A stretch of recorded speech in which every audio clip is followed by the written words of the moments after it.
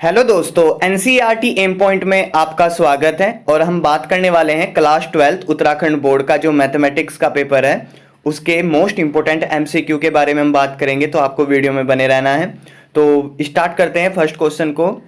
मान लीजिए कि समुच्चय 1 2 3 4 में ये कोई मान लो एक सेट ए दे दिया हमको। इस समुच्चय आर में एक संबंध दे दिया आर इक्वल टू 1 2 2 2 1 1 4 4, ये आपको दिया हुआ है। बोला गया है कि द्वारा परिभाषित संबंध आर है, निम्नलिखित में से सही उत्तर का आप चयन कीजिए। तो आपके पास सेट है ये और आपको इनमें से 4 ऑप्शन में से सही उत्तर का चयन करना है। तो आप समझ कर चलना, इसमें 3 बातें बोली गई, समतुल्य, सममित और संक्रामक। यदि किसी भी क्वेश्चन में समतुल्य, सममित और संक्रामक पूछा जाए तो सीधा सीधा पूछ रहा है वो इक्विवेलेंस रिलेशन के बारे में, यानी तुल्यता संबंध के बारे में। तुल्यता संबंध वो होता है यदि ये तीनों की तीनों प्रॉपर्टी समतुल्य, सममित और संक्रामक प्रूफ हो जाती हैं तो हम कहते हैं कि तुल्यता संबंध है। ठीक है। समतुल्य क्या होता है? समतुल्य होता है खुद का खुद के साथ प्रतिबिंब। ठीक है। सममित क्या होता है? यदि हम किसी भी संबंध में से, रिलेशन में से हमने कोई एक अवयव उठाया, अवयव एक अवयव ये है, एक अवयव ये है, एक अवयव ये है, तो इसमें 3 4 5 6 7 इसमें क्या है? अवयव है। ठीक है। ये पहला और दूसरा घटक है। जैसे 1 2 दिया हुआ ना, ये प्रथम और द्वितीय घटक है। 2 2 दिया है, प्रथम और द्वितीय घटक है। तो सममित में क्या होना चाहिए? समतुल्य में तो ऐसा होना चाहिए कि यदि ए यानी खुद का खुद के साथ प्रतिबिंब उस रिलेशन के अंदर आना चाहिए। सममित में क्या होता है? सममित में यदि ए बी है, आर में बिलोंग कर रहा है, तो पक्का B A B R A में बिलोंग करेगा। ये क्या है आपका? ये सममित है, सिमेट्रिक है, रिफ्लेक्सिव, सिमेट्रिक और ट्रांजिटिव। इसके बाद यदि हम बात करें ट्रांजिटिव की यानी संक्रामक की, हमारे पास 3 एलिमेंट है ए बी सी। यदि ए बी आर में बिलोंग कर रहा है और बी सी आर में बिलोंग कर रहा है तो ए पहले अवयव का पहला घटक और दूसरे अवयव का दूसरा घटक, ए और सी भी किस में बिलोंग करने चाहिए? आर में बिलोंग करने चाहिए। तो आइए क्वेश्चन लगाते हैं। तो सबसे पहले देखेंगे, इसमें 4 एलिमेंट है, 1 2 3 4। तो 1 1, तो समतुल्य देखना चाहते हैं हम। 1 1 है, इसमें 1 का 1 में है, 2 2 का 2 में है, 4 4 और 3 3। तो मतलब समतुल्य तो ये रिफ्लेक्सिव तो है ये। ठीक है। इसके बाद हम बात करते हैं सममित के बारे में, सिमेट्रिक के बारे में। ये जो एलिमेंट दिए गए, यदि हम इसमें से 1 2 उठाते हैं तो 1 2 तो आर में है, तो 2 1 भी आर में होना चाहिए। तो चेक कर लेते हैं है क्या। इसमें 2 1 आर में नहीं है, तो नॉट इक्वल, तो इसका मतलब ये सममित नहीं है। तो ऑप्शन में देख लो सममित नहीं है, तो यहाँ तो पहले ऑप्शन में तो बोला गया सममित है, तो ये तो ऑप्शन कभी भी नहीं हो सकता। सी में बोला गया है सममित है, ये भी ऑप्शन कभी नहीं हो सकता। जब सममित नहीं है तो तुल्यता संबंध भी नहीं होगा, तो ऑप्शन आपका कौन सा सही होगा? बी आपका सही ऑप्शन हो जाएगा। आपको संक्रामक चेक करने की जरूरत भी नहीं है क्योंकि समतुल्य है और आपका साथ में क्या है? सममित नहीं है, तो संक्रामक है। 4 ऑप्शन तो खत्म हो गए। देखो सममित इसमें दिया हुआ था, सममित तो है नहीं है। इसमें भी सममित दिया हुआ सी में, ये भी नहीं है ऑप्शन। और तुल्यता तो होने का ही नहीं वो, क्योंकि सममित नहीं है। ठीक है। तो ऑप्शन आपका बी सही है। आगे देखते हैं क्वेश्चन नेक्स्ट में। इसमें बोला गया मान लीजिए कि समुच्चय n में r बराबर, ये आपको एक रिलेशन दे दिया गया, ये वाला द्वारा प्रदत्त संबंध r है, निम्नलिखित में से सही उत्तर बताइए। तो आपको यहाँ पर कंडीशन दे दी कि जो b की वैल्यू है वो 6 से बड़ी है, मतलब 6 नहीं है, b की वैल्यू 6 से बड़ी है। ठीक है। और क्या है? n है, नेचुरल नंबर का सेट है, तो मतलब 7 8 9। सही बात है। तो b की वैल्यू यदि मैं 7 रखता हूँ, मैंने a equal to B minus 2 दिया गया है, यदि b की वैल्यू में 7 रखता हूं तो 7 माइनस के 2 इक्वल टू 5। तो मतलब आ गया आपके पास में 5,7 आ गया। अब हम देखेंगे 5,7 इस ऑप्शन में है क्या? नहीं है। अब हम देखेंगे b की वैल्यू हम रखेंगे 8, तो b की वैल्यू 8 रखेंगे तो a इक्वल टू 8 माइनस के 2, इस रिलेशन में रख रहे हैं हम। 8 माइनस के 2 तो कितना आ गया? 6, तो 6,8। तो 6,8 देखेंगे क्या इस ऑप्शन में है? बिल्कुल है। तो ऑप्शन नंबर आपका क्या है? सी सही है। समझ में आ रहा होगा आई होप आपके। आगे जो क्वेश्चन पर बात करने वाले, मान लीजिए कि f such that r to r, यानी जो r है आपका वो डोमेन है और ये r आपका कोडोमेन है, मतलब ये प्रांत है और ये क्या है आपका? सह प्रांत है। सही है। fx इक्वल टू x की पावर 4 द्वारा परिभाषित सही उत्तर का चयन कीजिए। यदि f एकक की है, एकक की का मतलब होता है 1 1, 1 1, मतलब कहने का ये हुआ कि डोमेन, ये डोमेन है, प्रांत है, और ये सह प्रांत है, कोडोमेन है। डोमेन के प्रत्येक अवयव की इमेज कोडोमेन में बननी चाहिए। डोमेन के प्रत्येक अवयव की इमेज कोडोमेन में बननी चाहिए। तो ये क्या हो जाएगा आपका 1 1 हो जाएगा। ऑन टू क्या होगा, यानी आच्छादक क्या होगा, एकक की तो बता दिया मैंने। आच्छादक क्या होगा, आच्छादक होगा कि जो फलन दिया हुआ है उसकी जो रेंज है, उसका जो परिसर है वो इस डोमेन के बराबर होना चाहिए, यानी सॉरी कोडोमेन के बराबर होना चाहिए। किसके बराबर, कोडोमेन के बराबर, सह प्रांत के बराबर होना चाहिए। मैं दोबारा से फिर आपको रिपीट कर रहा हूं। यदि हमको आच्छादक प्रूफ करना है, यानी हमको ऑन टू प्रूफ करना है, तो जो फलन की रेंज है मतलब परिसर है वो सह प्रांत के बराबर होना चाहिए। यदि ऐसा आ जाता है तो हम कहेंगे कि ये आच्छादक है। चलिए आइए इस पर बात करते हैं। F X equal to X की पावर 4, आर में से अवयव उठाना है और चेक करना है 1 1 है क्या। तो मैंने क्या किया, ये आर है मेरे पास, ये आर है, तो मैंने यहाँ से एक एलिमेंट 1 लिया, -1 लिया और एक 1 लिया। तो मुझे बताओ जब x की जगह हम -1 रखेंगे तो मुझे 1 मिलेगा, ठीक है। और जब x की जगह -1 रखेंगे तब भी 1 मिलेगा, और x की जगह 1 रखेंगे तब भी 1 मिलेगा। तो यहां पर तो डोमेन प्रांत में से दो अवयव की इमेज एक के ऊपर जा रही है, तो ये तो क्या है, पॉसिबल नहीं है, तो ये एकक की नहीं है। यदि हम बात करें ग्राफिकली, तो ग्राफिकली क्या है, ग्राफिकली इसका ग्राफ कुछ ऐसा होगा, इसका ग्राफ कुछ कैसा होगा, ग्राफ कुछ इसका ऐसा होगा, ठीक है, ये ग्राफ होगा। यदि ग्राफ ऐसा होगा तो इसका मतलब क्या हुआ, ये हमारा x की पावर 4 का ग्राफ है। यदि हम ग्राफ से भी इसका रिप्रेजेंटेशन करें तो ग्राफ से 1 1 को चेक करने के लिए हम क्या करते हैं, एक x अक्ष के समानांतर एक क्षैतिज लाइन खींच देते हैं। अब देखिए आप, यहाँ पर हमको ये y की वैल्यू मिल गई मुझे, ठीक है, ये y की मान होगा, तो एक मान ये हो गया x का, एक मान ये हो गया, ये मान लो 1 है, ये मान लो -1 है, तो 1 और -1 पर मुझे y की वैल्यू 1 मिल रही है, तो इसलिए एकक की नहीं है। आगे बात समझ में। अब यदि हम इसका इस ग्राफ की यदि हम रेंज देखें, परिसर देखें, रेंज देखें, तो 0 ये है और ये कहाँ तक जा रहा है, अनंत तक, तो 0 तो लाई कर रहा है ना, तो रेंज क्या हो जाएगी इसकी, 0, क्या हो जाएगी, 0, इसकी इन्फिनिटी। ये 0 क्या है इसमें है, ये 0 बड़ा ब्रैकेट है, 0 इसके अंदर कंटेन कर रहा है। अब मुझे इस r को बताइए, ये r और ये 0 इन्फिनिटी, क्या ये परिसर और ये जो रेंज आया, ये जो कोडोमेन है, जो r कोडोमेन है, क्या ये इस परिसर के इक्वल है, ये इसके इक्वल नहीं है, मतलब r f नॉट इक्वल सह प्रांत, तो ये आच्छादक नहीं है। तो ऑप्शन आपका क्या सही हो जाएगा, डी, f ना तो एकक की और ना आच्छादक है। आगे क्वेश्चन पर बात कर लेते हैं। मान लीजिए कि f x equal to 3x दिया हुआ है, f such that r to r, सही उत्तर का चयन कीजिए। तो आपको इसमें ये देखना है कि ये तो डोमेन है, ये कोडोमेन है, ये प्रांत है, सह प्रांत है, वही बात मैं आपको फिर बोल रहा हूँ, F X equal to 3x। तो इसको करने का तरीका क्या है, एकक की को बता रहा हूं, करने का तरीका क्या होगा इस तरीके से क्वेश्चन का, आप क्या करो, x1, x2 दो एलिमेंट ले लो और वो डोमेन के लो, तो बिलोंग किस में कर रहा है, r में, मतलब प्रांत में बिलोंग कर रहा है। अब इसके बाद क्या करना है आपको, इसके बाद fx1 equal to fx2 check कर रहे हैं, ये मेथड है 1 1 को चेक करने का, एक ग्राफिकली मेथड मैंने आपको अभी बताया था।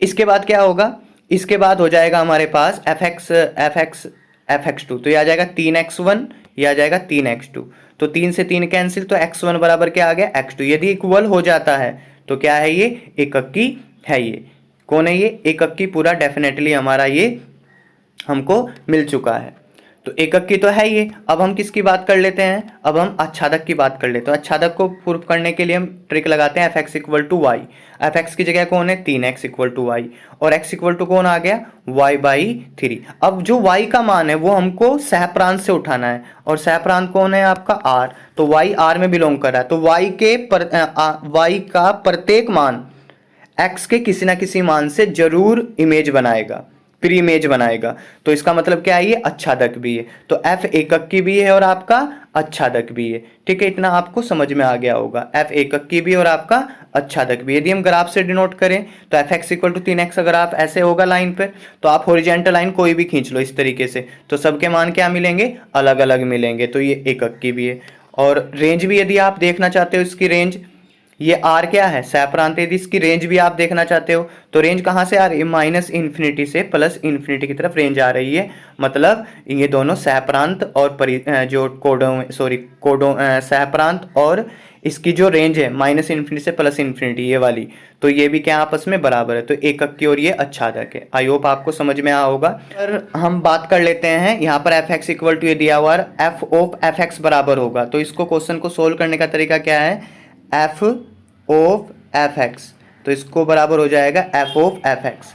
अब जहाँ एफ एक्स है वहाँ पर आपको वैल्यू पुट कर देनी है जो एफ एक्स की दी है 3 माइनस एक्स क्यूब का क्यूब और ऊपर 1/3, तो x की जगह ये पूरा मान आ गया 3 माइनस एक्स क्यूब की पावर 1/3। ठीक है, अब इसको आगे सोल्व करना है हमको, ये आ जाएगा आपका x की जगह अब हमारा 3 माइनस एक्स क्यूब का होल क्यूब आ गया। तो आगे जब सोल्व करेंगे इसकी वैल्यू को तो कितना आ जाएगा, जहाँ जहाँ x है वहाँ पर क्या आएगा, वहाँ आ जाएगा 3, तो एज इट इज रहेगा। x की जगह क्या आएगा, x की जगह आएगा 3 माइनस एक्स क्यूब, ठीक है, 3 माइनस एक्स क्यूब की पावर 1/3 और इसके पूरे की पावर क्या आ जाएगा, 3 आ जाएगा। तो 3 से 3 कैंसिल हो जाएगा आपका, ठीक है, 3 से 3 कैंसिल हो गया आपका, और साथ में हमारा आ जाएगा ये ऊपर कितना है, ये एक्स क्यूब है, और ऊपर होल पावर कितनी है इसकी पूरे की होल पावर है 3, तो कितना आ जाएगा ये 3 माइनस माइनस अंदर जाएगा -3 प्लस एक्स क्यूब आ जाएगा, और ऊपर 3 से 3 कैंसिल 1/3 और 3 से 3 कैंसिल हो जाएगा, तो आपका एक्स आंसर आ जाएगा। तो ऑप्शन आपका कौन सा सही होगा, ऑप्शन आपका सी सही होगा। आगे जो हम बात करने वाले हैं नेक्स्ट क्वेश्चन की, एफ एक्स बराबर ये दिया हुआ है, तो आपको 4 ऑप्शन में से, मतलब ये तो वाई किसकी पदों में है, एक्स के पदों में, और यहाँ पर जो वाई है, जो ये जी वाई है, देखो एफ एक्स बताता है वाई को और जी वाई बताता है एक्स को, तो आपको सीधा क्या करना है, ये इसको y बराबर 4x प्लस 3y मान लेना है और इसको एडजस्ट कराना है। जैसे आप एडजस्ट करोगे तो x बराबर 4 माइनस 3y आएगा, तो ऑप्शन आपका क्या हो जाएगा, ऑप्शन आपका बी सही हो जाएगा। इतने आपको समझ में आ गया होगा। नेक्स्ट क्वेश्चन पर यदि हम बात करते हैं, आगे बोला गया है कि a star B equal to A cube plus B cube प्रकार से परिभाषित n में एक द्विआधारी संख्या स्टार है। तो मतलब सीधा सा बोला गया है कि स्टार सच दैट स्टार एक फंक्शन की तरह काम करता है n cross n this equal to n, मतलब हमको n क्रॉस n में से एलिमेंट उठाने हैं और इसको चेक करना है। तो पहले इसमें क्रम विनिमय और साहचर्य, क्रम विनिमय क्या होता है, a star B equal to B star A, यदि ऐसा आ जाए तो ये क्रम विनिमय है, और a स्टार बी स्टार सी, यदि a स्टार बी स्टार सी के इक्वल आ जाए तो हम बोलेंगे साहचर्य है, कोम्यूटेटिव है, ठीक है ना, क्रम विनिमय और जो साहचर्य। तो क्रम विनिमय चेक कर लेते हैं, ए स्टार बी तो मुझे दिया हुआ है ए क्यूब, यदि मैं बी स्टार ए निकालूंगा तो वो क्या आएगा, वो आ जाएगा B cube plus A cube, और बी क्यूब ए क्यूब को मैं क्या लिख सकता हूँ, A cube plus B cube. Okay, तो ये क्या है, ये आपका क्रम विनिमय है, ये क्रम विनिमय है। अब देखेंगे क्रम विनिमय कहाँ कहाँ है। क्रम विनिमय, एक तो क्रम विनिमय इसमें है, एक क्रम विनिमय इसमें है, और ना तो क्रम विनिमय ना साहचर्य और क्रम विनिमय नहीं है, तो क्रम विनिमय तो है ये, तो ये तो ऑप्शन पहले से ही गलत है, ना तो क्रम विनिमय ये भी गलत है, ये तो ऑप्शन हो ही सकता क्योंकि क्रम विनिमय तो है ये। लेकिन यहाँ पर बोला गया स्टार क्रम विनिमय है किंतु साहचर्य नहीं है, स्टार साहचर्य क्रम विनिमय, तो हमको क्या करना है पड़ेगा, साहचर्य को चेक करना पड़ेगा। जब आप साहचर्य को चेक करोगे A star B star C equal to, तो ए स्टार बी कितना आ जाएगा, A cube plus B cube, और साथ में क्या आ जाएगा इधर स्टार सी आ जाएगा। अब इसको आप के मान लो, के स्टार सी, तो के स्टार सी क्या आ जाएगा, के क्यूब प्लस सी क्यूब आ जाएगा। के की वैल्यू आप ए क्यूब प्लस बी क्यूब रखोगे तो ये साहचर्य नहीं होगा। जब ए स्टार बी स्टार सी आप निकाल लोगे तो उसके बाद आपको ए स्टार बी स्टार सी निकालना होगा, ठीक है, तो ये साहचर्य नहीं होगा, यानी आपस में बराबर नहीं आएंगे। तो क्रम विनिमय तो है किंतु ये साहचर्य नहीं है। आई होप आपको ये समझ में आया होगा क्वेश्चन, ठीक है ना। आगे नेक्स्ट पर हम बात कर लेते हैं। नेक्स्ट क्वेश्चन है समुच्चय a इक्वल टू 1 2 3 से स्वयं तक सभी एकक की फलन की संख्या ज्ञात करो। तो जब भी आपको एकक की फलन की संख्या पूछी जाए तो हम जनरल ले लेते हैं। मान लो कोई एक सेट A है और 1 2 3 इसमें n एलिमेंट है, ठीक है, और एकक की फलन संख्या पूछी जाए तो n का फैक्टोरियल आपको सीधा सीधा निकाल लेना है। तो मुझे बताइए इसमें कितना n है, n की वैल्यू इसमें 3 है, तो आपको 3 का फैक्टोरियल निकाल लेना है। 3 का फैक्टोरियल 3 क्रॉस 2 क्रॉस 1 होता है, तो कितना आंसर आ जाएगा 6। तो इसका आंसर क्या होगा, 6 आंसर होगा इसका, ठीक है। एकक की फलन में n फैक्टोरियल निकाल लेना है। अब बोला गया है आगे एक समुच्चय ए भी दिया गया है, उसमें द्विआधारी संक्रियाओं की संख्या, मतलब आपको बाइनरी जो नंबर ऑफ बाइनरी ऑपरेशन की संख्या निकालनी है। तो कैसे निकालेंगे इसको, इसकी भी ट्रिक समझिए। मान लो एक सेट ए है, इसमें 1 2 3 n एलिमेंट है, ठीक है। और द्विआधारी संक्रियाओं की संख्या का फॉर्मूला n एलिमेंट है इसके अंदर, तो n की पावर n स्क्वायर लिखना है आपको, n की पावर क्या लिखना है, n स्क्वायर लिखना है। अब मुझे बताओ इसमें कितने एलिमेंट है, इसमें तो 2 एलिमेंट है, तो जहां जहां n है वहां 2 लगा दो, 2 का स्क्वायर, तो 2 का स्क्वायर कितना होगा, 4 होगा, और 2 की पावर 4 क्या होता है, 16, तो आपका बी आंसर सही हो जाएगा, ठीक है। तो द्विआधारी संक्रियाओं की संख्या ऐसे निकालते हैं। नेक्स्ट है जो वो आगे बात कर लेते हैं हम, ठीक है।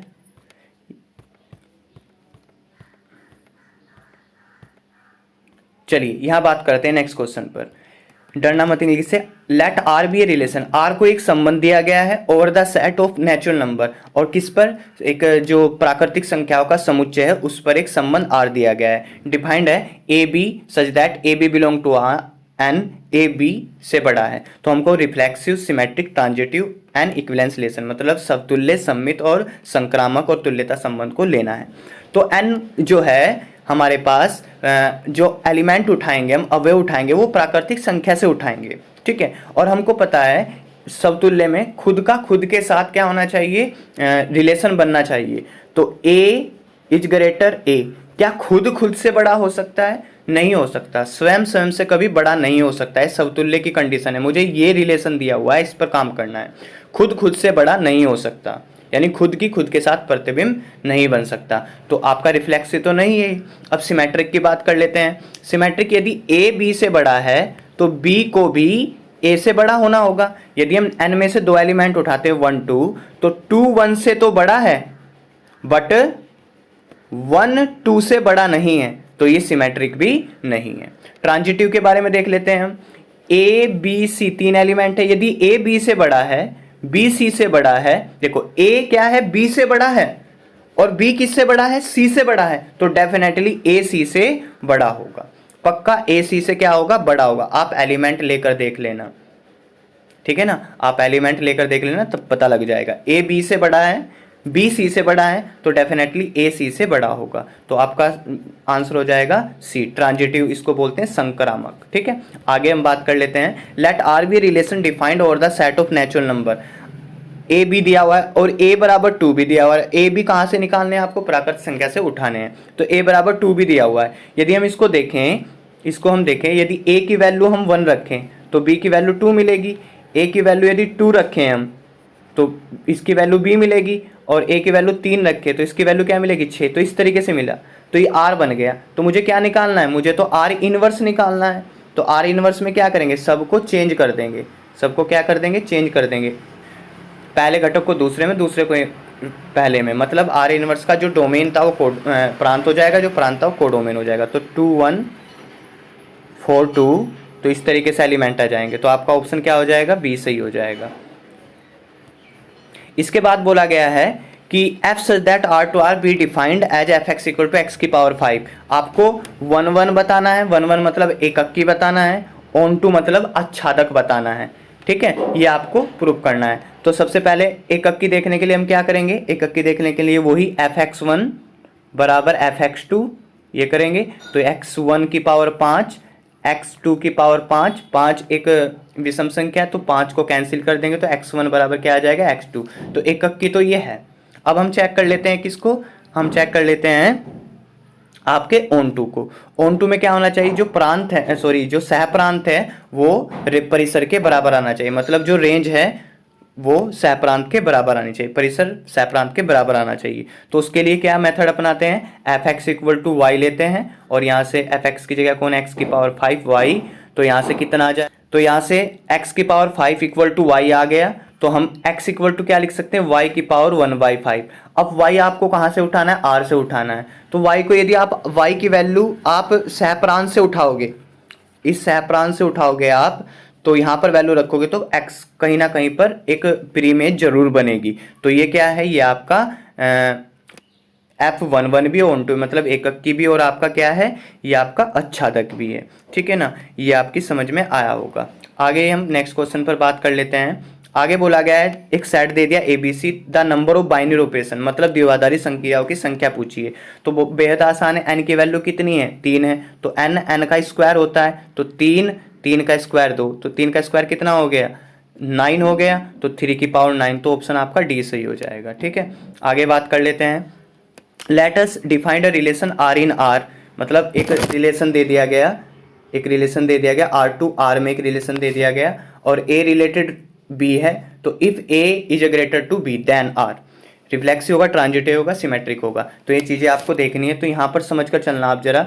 ए देखो, ए यदि मैं समतुल्य पर देखता हूँ, रिफ्लेक्सिव पर देखता हूँ, तो ए इज ग्रेटर और इक्वल टू ए, मतलब यहाँ पर क्या है, ए से बड़ा तो नहीं हो सकता ना, लेकिन या जब ग्रेटर और ग्रेटर देन और इक्वल टू, मतलब ए के बराबर तो हो सकता है या में, तो आपका क्या है, समतुल्य भी सही है।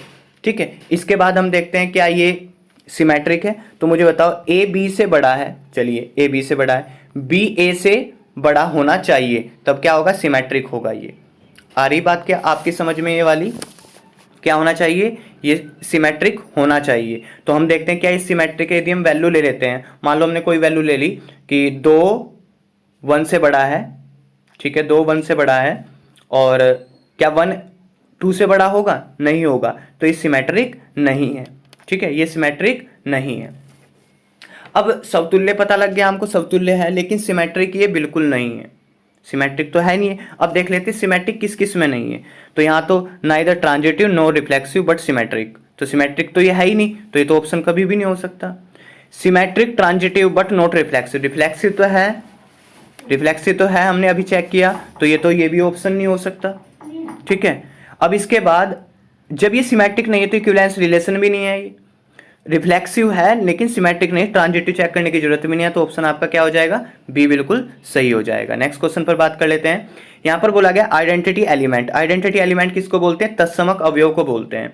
For the binary operation star defined on this A star B equal to A B by 2, तो जब भी आप आइडेंटिटी एलिमेंट यानी तत्समक अवयव निकालोगे तो A star E equal to A, ये आपको लगाना होगा method, A star equal to A आता है, ई फॉर आइडेंटिटी एलिमेंट, और ई कहाँ में बिलोंग करना चाहिए, आपका रेशनल नंबर में आना चाहिए। तो इस पर लगा लेते हैं रिलेशन ए स्टार ई का, हमको ये दिया गया ए बी बाई 2, तो ए ई बाई 2 लगाएंगे इक्वल टू ए से ए कैंसिल हो जाएगा, ई की वैल्यू कितनी आ जाएगी 2, तो ऑप्शन आपका सी सही हो जाएगा। ठीक है, नेक्स्ट क्वेश्चन पर बात कर लेते हैं हम। और जो क्वेश्चन है आपके, चलिए अब ये टेबल आपको अच्छी तरीके से याद होनी चाहिए। ठीक है, प्रांत और मुख्य मान शाखा का ये जितनी प्रॉपर्टी मैं आपको प्रोवाइड कर रहा हूँ ये सभी आपको देख लेनी है 1 मार्क्स के लिए। ये सभी प्रॉपर्टी आपको प्रूफ नहीं आनी चाहिए, बट इनको आपको याद रखना है। ठीक है, ये वाली ये प्रॉपर्टी है। अब देखिए हम आव्यूह में बात करते हैं, वर्ग आव्यूह जो होता है उसमें m इक्वल टू n होता है, तो ये कंडीशन आपको याद रखनी है। और नेक्स्ट आगे जो विकर्ण आव्यूह होता है, विकर्ण आव्यूह में आपको ये वाली कंडीशन याद रखनी है, और जो अदिश आव्यूह होता है, अदिश आव्यूह में आपको ये पूरी कंडीशन याद रखनी है, ये वाली पूरी कंडीशन याद रखनी है। ठीक है, इसके बाद चलते हैं, ये क्वेश्चन है जो ए स्क्वायर आप 2 मैट्रिक्स का निकाल सकते हो, तो इसमें ऑप्शन आ जाएगा। नेक्स्ट है यदि एक आव्यूह सममित और विसम्मित दोनों हो, एक आव्यूह सममित भी है, तो सममित कब मिलता है, ए आई जे जब ए जे आई के बराबर होता है, और विसम्मित कब मिलता है, जब ए जे आई के बराबर होता है लेकिन माइनस में आता है। तो दोनों बाएं पक्ष और दाएं पक्ष को जब आप ऐड करोगे तो 2aij, भाई इनको ऐड कर दो बाईं तरफ और दाईं तरफ इनको ऐड कर दो, 0 आ गया, तो aij किसके बराबर आ गया, 0 के। यदि aij 0 के बराबर है तो aji भी तो 0 के बराबर होगा, तो मतलब सभी एलिमेंट क्या हो गए, 0, तो ऑप्शन बी सही, एक शून्य आव्यूह होगा। यदि एक वर्ग आव्यूह है तो ए स्क्वायर बराबर कंडीशन दे दी, और इसको जब सोल्व करोगे तो ए स्क्वायर की जगह आपको ए रखना होगा, तो आपका आंसर इनमें से कोई एक आ जाएगा। ठीक है, नेक्स्ट पर बात कर लेते हैं, इसको सोल्व करने का तरीका क्या है, इसकी मल्टीप्लाई इसके साथ, इसके साथ, इसके साथ, इसके साथ, मतलब 3 माइनस एक्स स्क्वायर और 3 माइनस के 4 दूनी 8, तो ये आ जाएगा आपका 3 से 3 कैंसिल होगा, माइनस से माइनस, तो एक्स बराबर क्या आ जाएगा, प्लस माइनस 2/2, तो इनमें से एक ऑप्शन आपको मिल जाएगा। नेक्स्ट पर हम बात कर लेते हैं और क्वेश्चन पर बात कर लेते हैं। चलिए नेक्स्ट हम यहाँ पर बात करते हैं, ये वाली प्रॉपर्टी मोस्ट इंपोर्टेंट है, आपको याद रखना है। कैसे पूछा जाएगा कि x की वैल्यू जब 0 से बड़ी होगी तो कोट इनवर्स x किसके बराबर होगा, तो tan इनवर्स 1/x। x की वैल्यू जब 0 से छोटी होगी तो कोट इनवर्स x का मान किसके बराबर होगा, pi plus tan inverse 1/x के। ये आपको याद रखना है। यहाँ पर क्वेश्चन जो दिया गया है, यहाँ पर क्वेश्चन है sine tan inverse x mod of x less than is equal है, तो आपको क्या करना है, tan इनवर्स x की जगह थीटा रखना है, x की जगह tan थीटा आ जाएगा। अब इसके बाद tan थीटा बराबर क्या होता है, लंब बटे आधार होता है, यानी परपेंडिकुलर बस बेस होता है तो इसको 1 मान लेना है नीचे, तो x ही हो गया 1 ही हो गया, तो आपके पास जो हाइपोटेनियस आ जाएगा कर्ण आ जाएगा वो 1 + x² आ जाएगा। अब आपको क्या निकालना है, साइन थीटा निकालना है, क्योंकि साइन है यहाँ पर, तो साइन थीटा जैसे ही हम निकालेंगे तो ये x/1/x आ जाएगा और थीटा की जगह क्या है tan इनवर्स x रखोगे तो ये आंसर आपका आ जाएगा। क्वेश्चन पूछे जा सकते हैं। आगे बोला गया है कि Aij M × M is a square matrix, मतलब स्क्वायर मैट्रिक्स एक वर्गाव्यूह है तो वर्गाव्यूह में m = n होगा। इसके बाद एक मैट्रिक्स आपको ऐसी दे दी और पूछ लिया जाए कि इसमें स्केलर मैट्रिक्स क्या होगी, डायगोनल मैट्रिक्स क्या होगी, यूनिट मैट्रिक्स क्या होगी। जो स्केलर मैट्रिक्स होती है, सॉरी पहले मैं डायगोनल बताऊंगा, जो डायगोनल मैट्रिक्स होती है उसके डायगोनल के जो जितने भी विकर्ण के अवयव होते हैं सब अलग अलग होते हैं, बाकी सब क्या होते हैं 0 0 होते हैं। ओके, अब जो स्केलर मैट्रिक्स होती है जो अधिसावी होती है उसमें एक को छोड़कर विकर्ण के सभी अवयव, डायगोनल के सभी अवयव क्या होते हैं, इक्वल होते हैं। ये वाला विकर्ण इसको बोलते हैं प्रिंसिपल डायगोनल, मुख्य विकर्ण बोलते हैं। इसको नहीं कहते, किसको कहते हैं, इसको, जिसको मैं डार्क कर रहा हूं। तो यहाँ तो ये दिया हुआ है, अब ये 3/3 की है, ना तो स्केलर है, ना ये डायगोनल है, ना ये यूनिट है, तो कौन है, स्क्वायर मैट्रिक्स। तो आंसर डी हो जाएगा आपका।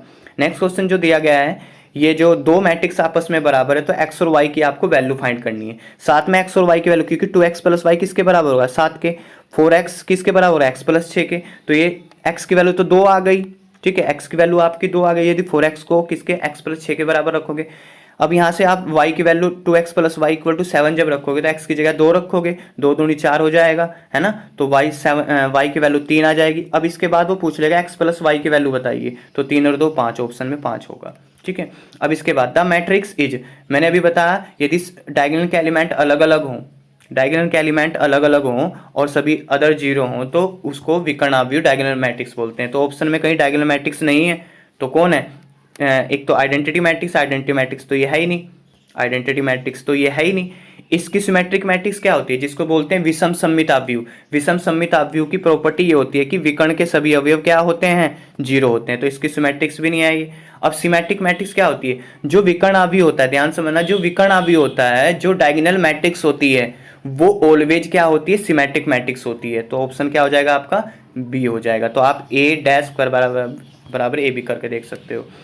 आगे जो बोला गया क्वेश्चन में कि if A and B are the 2 matrix of order 3 × m, पहली जो मैट्रिक्स ए है वो कितने ऑर्डर की है, पहली मैट्रिक्स आपकी 3/m ऑर्डर की है और दूसरी मैट्रिक्स 3/n ऑर्डर की है, और पहले बोल दिया कि m = n है, तो m = n है, तो m शुरू में तो कौन आ रहा है, देखो जब दो मैट्रिक्स यहाँ पर देखो the order of 5a - 2b, इसका ऑर्डर बताना है। तो हमको पता मैट्रिक्स को जोड़ते और घटाते समय ऑर्डर चेंज नहीं होता। यदि दो मैट्रिक्स को आपको जोड़ना है तो उनके ऑर्डर, उनकी कोटियां क्या होनी चाहिए, समान होनी चाहिए, उनके ऑर्डर क्या होने चाहिए, समान होने चाहिए। तो मुझे बताओ क्या शुरू में m/3 आएगा, क्योंकि शुरू में तो 3/3 है, तो ये तो ऑप्शन बिल्कुल नहीं होगा। 3/3 भी बिल्कुल नहीं होगा, m/n नहीं होगा क्योंकि m n के बराबर है, तो ऑप्शन क्या होगा, m और n आपस में बराबर है, तो या तो ऑप्शन 3/m होना चाहिए था या 3/n होना चाहिए था। ऑप्शन देख लेते हैं, तो ऑप्शन आपका क्या सही है, ऑप्शन आपका डी सही है इसमें, ठीक है। आगे बात कर लेते हैं। यदि क्वेश्चन में क्या दिया है कि लेट ए और बी दो स्क्वायर मैट्रिक्स है, मतलब दो वर्गाव्यूह है, और इस प्रकार है कि ए बी बराबर क्या दे दिया आपको, ए बी बराबर ए दे दिया और बी ए बराबर बी, तो देन ए स्क्वायर की वैल्यू बतानी है। तो कैसे निकालेंगे, इसको उठा लेते हैं, किसी को भी उठा लो, ए बी बराबर ए, हम क्या करते हैं, ए बी बराबर ए में दोनों पक्षों में पोस्ट मल्टीप्लाई एक ही करते हैं, मतलब बाद वाले में मल्टीप्लाई ए की करते हैं, तो ए बी ए दोनों तरफ ए की मल्टीप्लाई कर दी, ए इंटू ए, तो कितना आ जाएगा ये ए इंटू ए, तो ये आ गया ए बी इंटू ए, तो इसको क्या लिख सकते हैं, A B A equal to A into A क्या हो गया, ए स्क्वायर हो गया। अब बी ए की वैल्यू मुझे क्या दी है, बी ए की वैल्यू मुझे बी दी है, तो यहाँ से कितना आ जाएगा, A B equal to A square, और ए बी की वैल्यू कितनी है, ए है, तो ए स्क्वायर बराबर कितना आ जाएगा, ए, तो आप आंसर आपका क्या हो जाएगा, बी आपका आंसर सही हो जाएगा। आगे देख लेते हैं नेक्स्ट। इसमें बोला गया कि if A and B are the square matrix of order 3 such that A determinant -1 है और बी डिटर्मिनेट 3 है, तो then the determinant of 3ab is equal to, आपको याद रखना है, मान लो k एक स्केलर है, k एक अदिश राशि है, और कोई जो मैट्रिक्स है वो 3/3 की है, और आपसे पूछ लिया जाए कि के ए डिटर्मिनेट, कि के ए के डिटर्मिनेट का मान निकाले, तो आपको सीधा निकालना, k को जैसे ही बाहर लोगे, या मैं इसको n/n मान लेता हूँ, ये n/n की कोई स्क्वायर मैट्रिक्स है, ठीक है, और k एक अदिश है, तो जैसे ही k को सारणिक से डिटर्मिनेट से बाहर निकालोगे तो इसके ऊपर पावर n आएगी और a डिटर्मिनेट हो जाएगा। ओके, तो ऐसा ही कुछ क्वेश्चन ये है। देख लेते हैं। यहाँ डिटर्मिनेट ये तो ये निकालना है, तो डिटर्मिनेट ऑफ 3ab मतलब 3ab का सारणिक निकालना है, तो 3ab। ओके, 3 को बाहर निकालेंगे, 3 तो अदिश है और ऑर्डर कितना है 3 है, तो 3 के ऊपर क्या आ जाएगा 3 आ जाएगा। और ए बी ये प्रॉपर्टी आपने पढ़ रखी है कि जब ए डिटर्मिनेट बी तो वैल्यू पुट करेंगे। यहाँ 3 की पावर 3 है, 3 3 होती है 27, तो ये आ गया। डिटर्मिनेट की वैल्यू कितनी है, डिटर्मिनेट की वैल्यू यहाँ से पुट करोगे, डिटर्मिनेट की वैल्यू कितनी है, ये आ गया 27 क्रॉस -1 क्रॉस कितना आ जाएगा 3, तो आपको ये कर लेना है और सी का आंसर हो जाएगा। ठीक है, तो आपको देख लेना है। आगे बोला गया है निम्न में से किस अंतराल में y बराबर एक्स स्क्वायर e की पावर -x वर्धमान है। मतलब वर्धमान का मतलब होता है इन f dash x equal to x square minus e की power -x plus 2x e की पावर -x, ये आ गया। अब इसमें से कौन कौन कॉमन है वो देख लेते हैं। सबसे पहले कॉमन इसमें e की पावर -x है और साथ में x कॉमन है, तो बचा इधर कितना -x, उधर कितना बचा +2। जैसे इसको सोल्व करेंगे हम तो ये आ जाएगा हमारे पास, हम यदि माइनस को बाहर ले लेते हैं तो x e की पावर -x ये आ जाएगा x-2, तो हमारे पास क्या बना, हमारे पास -x e की पावर -x x-2 बच गए। अब f डैश वर्धमान है तो ये 0 से बड़ा होना चाहिए। अब e की पावर -x तो ऑलवेज क्या होता है 0 से बड़ा होता है, फॉर ऑल x सभी x के मान के लिए। e की पावर -x क्या होता है 0 से बड़ा होता है सभी x के लिए, तो ये तो पॉजिटिव है, इसको तो लिखना भी नहीं है हमको, तो -x x-2 इज ग्रेटर 0। अब माइनस बाहर है ना, तो माइनस से मल्टीप्लाई कर दो, जैसे ही माइनस से मल्टीप्लाई करेंगे तो ये लेस देन 0 हो जाएगा, क्योंकि साइन चेंज हो जाते हैं माइनस से गुणा करने पर। तो हमारे पास क्या बन गया x-0 लिख सकते हैं, x-2 लेस देन 0। तो ये प्रॉपर्टी आपने पढ़ रखी होगी कि x-b तो वो होता है x a और b, इसको a मान लो इसको b मान लो, तो हमारा ऑप्शन क्या हो जाएगा 0 less than x less then 2, तो ओपन इंटरवल है 0,2, तो आपका ऑप्शन क्या हो जाएगा, ऑप्शन आपका डी सही हो जाएगा। आई होप आपकी समझ में आया होगा। एक वर्त की त्रिज्या r बराबर 6 सेंटीमीटर पर r के सापेक्ष क्षेत्रफल में परिवर्तन की दर बताइए। तो वर्त का क्षेत्रफल क्या होता है equal to pi r square होता है ना, तो इसका जब dA/dr निकालेंगे तो कितना आएगा 2 पाई r, और r की जगह कितना है 6, तो 6 दूनी 12 पाई आपका आंसर हो जाएगा। नेक्स्ट यदि हम बात करें एक उत्पाद के x इकाइयों के विक्रय से प्राप्त कुल आय रुपए में rx बराबर ये है, तो जब x बराबर 15 तो सीमांत आय बताइए, मतलब आपको मार्जिनल रिवेन्यू बताना है, कॉस्ट बतानी है। ठीक है, तो ये आपको क्वेश्चन करना है। तो यहाँ से हम क्या कर लेते हैं r डैश x निकाल लेते हैं। जैसे r डैश x निकालोगे आप तो 6x प्लस के 36 आएगा, 6x प्लस के 36 आएगा। x की जगह आप जब 15 वैल्यू रखोगे इसको जोड़ोगे तो इनमें से 4 ऑप्शन में से एक ऑप्शन सही आ जाएगा। ये एक प्रमेय है, यदि फलन किसी बिंदु C पर अवकलनीय तो उस बिंदु पर संतत होगा, तो ये आपको तैयार कर ले जानी है। ठीक है, अब ये क्वेश्चन की बात करते हैं डिटर्मिनेट का। आप जब इसको सोल्व कर लोगे, जब इस डिटर्मिनेट को आप सोल्व कर लोगे तो यहाँ से एक डिटर्मिनेट a की वैल्यू आएगी, यहाँ से 2 1 प्लस साइन स्क्वायर थीटा, ये वैल्यू आएगी 2 1 प्लस साइन स्क्वायर थीटा। अब हमको ये पता है, हमको इन 4 ऑप्शन में से एक ऑप्शन लेना है। मुझे एक बात का पता है कि साइन थीटा का जो रेंज होती है वो -1 और 1 के बीच में होती है। ठीक है, लेकिन साइन स्क्वायर थीटा की जो रेंज होती है वो 0 और 1 के बीच में होती है। साइन स्क्वायर थीटा की रेंज क्या होती है 0 और 1 के बीच में होती है। ऐसा क्यों बना है, क्योंकि वहाँ साइन स्क्वायर थीटा है जो हमने डिटर्मिनेट के मान निकाला। अब दोनों साइड में आप 1 को जोड़ दो, तो जब 0 में 1 को जोड़ेंगे तो 1 आएगा, और ये 1 प्लस साइन स्क्वायर थीटा, और ये 1 में 1 को जोड़ेंगे तो ये 2 आ जाएगा। ठीक है, अब वहाँ पर देखो जो मैंने अभी बताया था कि 2 बाहर था, तो 2 से गुणा करेंगे तो ये आ जाएगा 2 बाहर आ जाएगा, ये 1 है, 2 यहाँ बाहर आएगा, 1 प्लस साइन स्क्वायर थीटा। यही तो हमारी डिटर्मिनेट की वैल्यू आई थी 2 1 plus sine square theta less than 4, तो 2,4 ये डिटर्मिनेट का आंसर आ जाएगा। ठीक है, जब आप इसको सोल्व करोगे ना तो 2 1 plus sine square theta answer आएगा, और ये किस में बिलोंग कर रहा है, ये आपका डी ऑप्शन हो जाएगा। ठीक है, आगे देखते हैं। ये हो गया हमारा, ये हो गए, ये भी हो गए, ये भी हो गया, ये भी हो गया, ये भी हो गया, ये सभी हो चुके हैं हमारे। ठीक है, ये सब टोटल हमारे क्वेश्चन सब हो चुके हैं। अब आपको ध्यान क्या रखना है, सबसे बड़ी बात है, ये तो आपकी पहली बुक थी। ठीक है, ये आपकी पहली बुक थी। आगे आपको ध्यान क्या रखना है, आगे ध्यान रखना है जो चैप्टर 7 है, चैप्टर 7 में आपको 1 मार्क्स का क्वेश्चन पता कैसा मिलेगा, लिमिट वाला मिलेगा। लिमिट मतलब अपर लिमिट और लोअर लिमिट, जैसे a टू b, और यहाँ पर कोई भी आसान सा आपको एफ ऑफ एक्स यानी आपको यहाँ पर इंटीग्रेंट दे देगा, कोई भी आपको इंटीग्रल निकालने को दे देगा और वैल्यू पुट करने को दे देगा। ठीक है, इसके बाद आता है आपका 9 चैप्टर। 9 चैप्टर में से क्या पूछा जा सकता है, ऑर्डर और कोटि। जितनी बार जिसका अवकलन करेंगे वो उसका ऑर्डर, और जितनी बार अवकलन करने पर उसके ऊपर पावर होगी वो घात होगी, लेकिन बशर्ते याद रखना होगा आपको dy बाई डी एक्स किस में होना चाहिए, बहुपद के रूप में होना चाहिए। इसके बाद आता है आपका 10वां चैप्टर। 10वें चैप्टर से 1 मार्क्स का क्वेश्चन एमसीक्यू में या वन लीनियर टाइप आपसे पूछा जाएगा वेक्टर में से। उसके बाद आता है आपका 3D 11वां चैप्टर। 11वें चैप्टर में से भी आपका 1 मार्क्स का क्वेश्चन मतलब एमसीक्यू में पूछा जा सकता है और आपका वन लीनियर पूछा जाएगा, दो में तो पूछा ही जा सकता है। ठीक है, और आगे बात कर लेते हैं हम, ये भी हो गया। ठीक है, अब उसके बाद हम बात कर लेते हैं 12वां चैप्टर। 12वें चैप्टर में से आपसे 5 नंबर का शायद पूछा जा सकता है, पूछा जाएगा, डेफिनेटली पूछा जाएगा, तो वो आपको तैयार कर लेनी। 12.1 भी और 12.2 के शुरू के 5 या 6 क्वेश्चन कर लेने हैं। ठीक है, इसके बाद प्रायिकता से आपसे एमसीक्यू या वन लीनियर क्वेश्चन पूछा जाएगा, तो ये आपको तैयार कर लेने हैं। ठीक है, तो आपको पेपर के लिए बेस्ट ऑफ लक। और ये वीडियो आपको कैसी लगी प्लीज़ कमेंट करके बताइए। अब तक आपने हमारे चैनल को सब्सक्राइब नहीं किया तो प्लीज़ चैनल को सब्सक्राइब कर लीजिए। तो मिलते हैं नेक्स्ट वीडियो में। Thank you.